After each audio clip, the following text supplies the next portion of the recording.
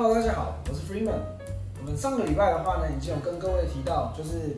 妈妈手的部分。妈妈手的部分的话，主要就是肌腱的发炎嘛。那我们这个礼拜的话，就要提到另外一个，也是跟妈妈可能会比较有关系，或跟女生比较有关系的一个问题，也就是扳机指的部分。科学研究就发现说，普遍来说，扳机指比较容易好发的，都是会在大概中年的女生啊。那其实我自己的临床经验上面也是，所以扳机指的话，它到底是什么东西哈？扳机指的话，其实指的就是指手指屈肌的肌腱狭窄腱鞘炎，所以也听起来超绕口。对，肌腱狭窄腱鞘炎，所以就是呢，当我们的手掌呢，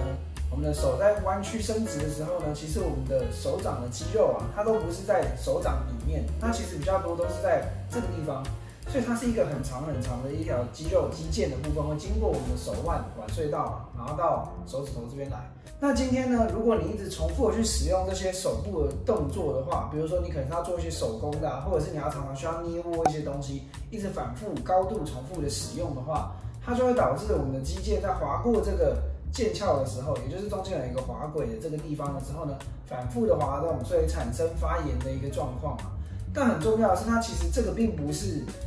肌腱本身在发炎，它比较常出现的情况是腱鞘，也就是说我们这个滑轨嘛，然后因为肌腱一直反复的在里面这样子滑动，一直反复的滑动之后呢，这个腱鞘就发炎了，所以发炎了之后，它这个通道就变窄，变窄了之后呢，你的肌腱在过去的时候，它就会比较容易会卡住。所以我们基本上扳机指最常听到的症状呢，就是他会觉得手会卡卡紧紧的，会开始觉得手卡卡紧紧的这种症状。这个其实就是扳机指的一个明显的典型的症状。那我们就讲一下简单的流行病学。基本上呢，它会好发的几率呢，在一般女性里面大概是2到3%。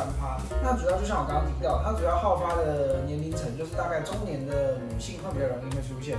对，那比较常出现的手指头呢，就是你的中指跟你的无名指这两只手指头会比较容易出现。那有一些人也有发现，就是其实大拇指也会有。那其实我自己的临床经验也发现，大拇指其实也是有的。那我们就讲扳机指，它其实有分成，就是症状的轻度，一开始比较前期跟比较后期症状大概会是怎么样哦？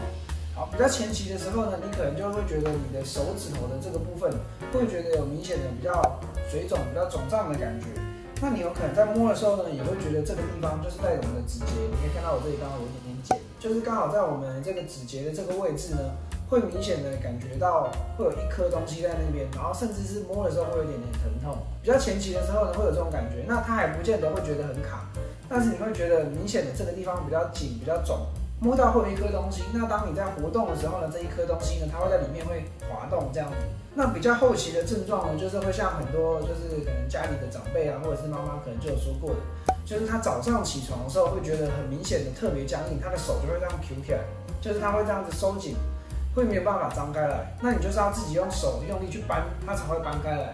早上的时候呢，就会比较容易出现这种卡跟僵硬的这种症状，就是因为当你晚上睡觉起来的时候呢，你的手、你的肌肉，它这个时候都还是冷却的状态，那它的这个腱鞘，它本身也还在发炎嘛。早上起床的时候，它本来就会比较僵硬，所以在这个时候你就会容易觉得会卡住。那另外一个部分就是你可能工作久了之后，工作一阵子之后呢，它就会突然会卡住，你的手就会不能动了，那你就必须要自己把它扳开来。这个的话都是已经比较后期的症状了。那目前的话呢，像扳机指，它其实主要的话并没有什么测试，它主要就是用我刚刚提到的这种症状的描述去做分类。那有些人可能会搞错一个东西哦，早上的时候僵硬其实有非常非常多的原因。那扳机指的这种僵硬啊，很特别的，就是像我说的，它会很紧，然后你要把它扳开来，会有一个像是弹过的那种感觉，就就会松掉了，你就会觉得比较顺这样子。这个是扳机指的特征。基本上中年的妇女真的会比较辛苦一点，因为除了扳机指之外，还会有别的好发的疾病会在这个时期，就是像类风湿性关节炎啊这些的问题，也都会在这个时期好发。那最大的差别是什么？类风湿性关节炎通常比较严重的时候呢，它就会开始会有手指头会有明显的弯曲的这种情况，所以它就会跟扳机指很不一样。所以一定要记得，不是早上僵硬就是扳机指，早上僵硬有非常多的原因。对，那这个僵硬持续的时间才是重点。如果今天你僵硬的持续的时间呢，可能大概要半个小时，或甚至是更久，那基本上它就非常有可能是有类风湿的问题，而不是扳机指哦。而且另外一个就是类风湿的僵硬，它就不会像是扳机指的这种僵硬，是你只要扳开来就就好像顺了一点。类风湿它就是会觉得持续的很紧绷、很不舒服，然后甚至是会有痛的感觉。那我们扳机指呢，在临床上会有什么样子的处理方法？其实相对来说比较保守的处理方式的话呢，我们就会去使用副木。副木的话，它要怎么用呢？其实因为像我刚刚提到的，扳机指它就是过度使用嘛，所以我们就是用副木呢，把你的这个手指头固定住。其他研究的比较久，就是你大概6周的话呢，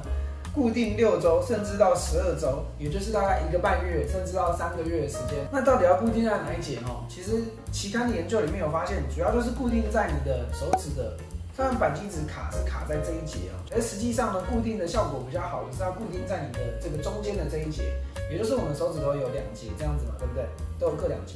固定在中间这一节的这种副木会比较好。OK， 那除了用固定副木的这种方法之外呢，就仪器的治疗的效果就还不错。OK， 那主要是用什么呢？当然就是用震波。实际上震波用来对付粘连的部分是非常好用的。目前来说的话，扳机指的这个部分。震波效果其实也是非常不错。那除了震波之外呢，当然还有超音波的治疗，它也会蛮有效果的。那除了这些之外呢，比较积极的侵入性的治疗，当然也可以，就是直接做手术嘛。所以如果你直接做手术的话呢，它手术的方式，它就是会把这个腱鞘部分把它切开来去做减压的手术。那可是手术的话是比较平常的话是比较不建议的，最主要原因是因为你想，那你手术的时候它还是会产生就是一个手术伤口的粘连嘛。那这样这个手术伤口的粘连还是有可能会导致你的这个手指的扳机指会再复发，所以其实很多研究也都有说，扳机指如果你去做手术的话，其实复发的几率还是在的。手术并不是一个最好的方法。那我们可以做什么样子的复健可以去帮助它会比较好呢？